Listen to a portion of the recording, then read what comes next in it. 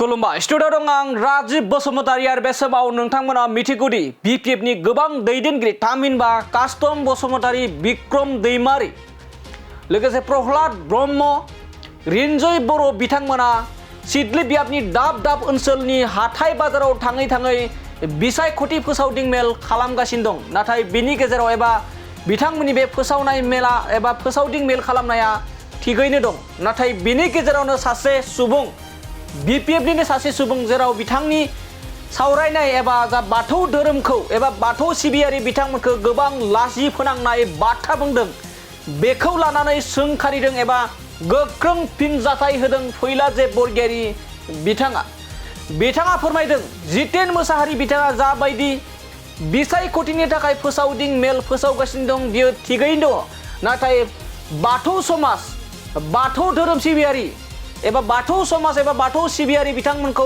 जाबायदि लाजि फोनांनाय बाथ्रा बुंदों बेनिफ्राय जानगाराव थानांगौ आरो थाबैनो बाथौ सिबियारि समाजनिफ्राय एबा बाथौ सिबियारि बिथांमोननिफ्राय निमाहा बिनाया मोजां जागोन होनना बुंदों जितेन मोसाहारि बिथांखौ।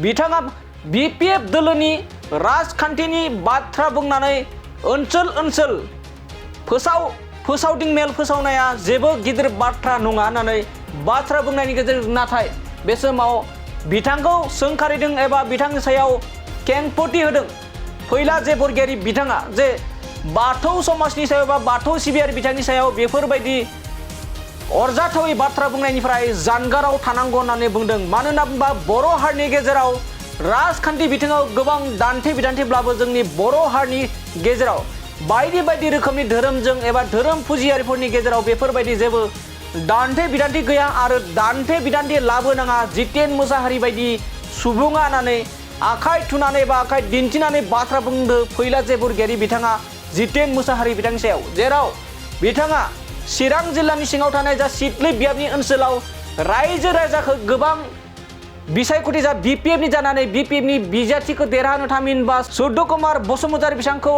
देरहाहोनांगौनि सार्थआव बिथाङा फोसावदिं मेल खालामगासिनो दं बियो थिगैनो दं। नाथाय बाथौ समाज आरो बाथौ सिबियारिफोरखौ जाबायदि ओंथि गैयै बुंदों, बाथौ धोरोम सिबिनायफोरा नंखाय बाखाय एबा थानसालिफोरा जाबायदि महर मोननांगौ बायदि बायदि गोबां बाथ्राजों बिथाङा फोरमायदों आरो बिथांनि बेफोरबायदि जितेन मोसाहारिनि बेफोरबायदि बाथ्रा बुंनायखौ सहायनो हायाखै बाथौ सिबियारि सुबुंफोरा एबा बाथौ सिबियारि समाजा, जेराव गोबां ससियेल मिडियाजों लोगोसे गोबां दैदेनगिरिफोराबो बिनि सायाव गोख्रों राहा लानो थाखाय हाग्रामा महिलारि बिथांसिम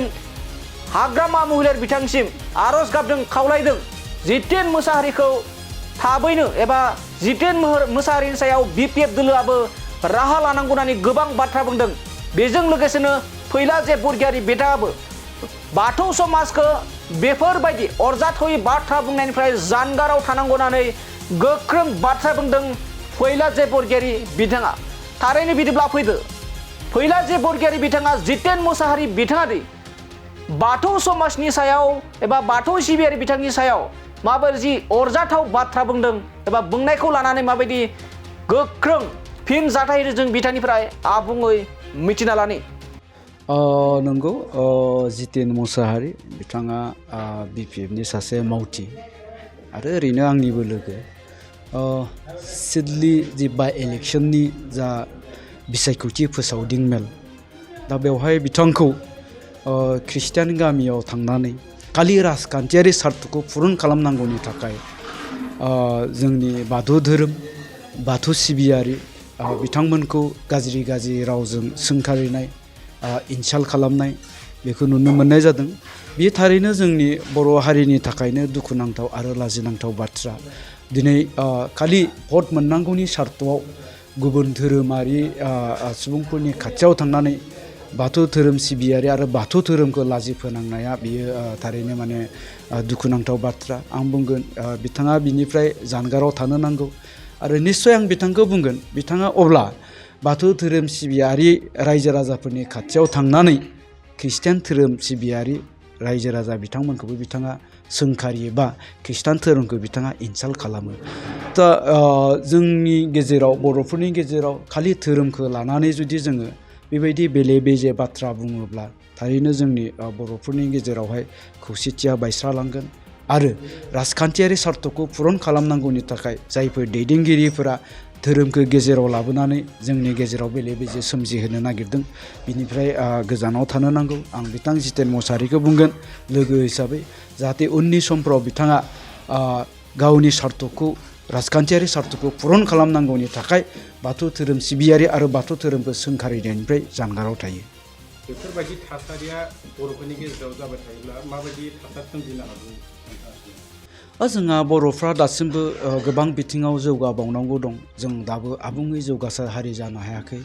जोङो राव थुनलाइनि बेलायावनो होन, हारिमुनि बेलायावनो होन, सोलोंथाइनि बेलायावनो होन, गुबुन गुबुन बिथिङावनो होन, बे मोनफ्रोमबो बिथिङाव जोंहा दासिमबो मावबावनांगौ खामानि दङ आरो जौगालांबावनांगौनि जोंहा माने खामानि दङ।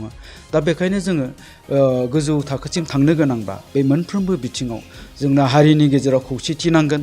नाथाय धोरोमखौ लानानै जुदि जों बर'फोरनि गेजेरावनो गोरोबलायै एना एनि जायोब्लाथाय जों मालाबाबो बेफोर मोनफ्रोमबो बिथिङाव जौगासार जानो हानाय नङा।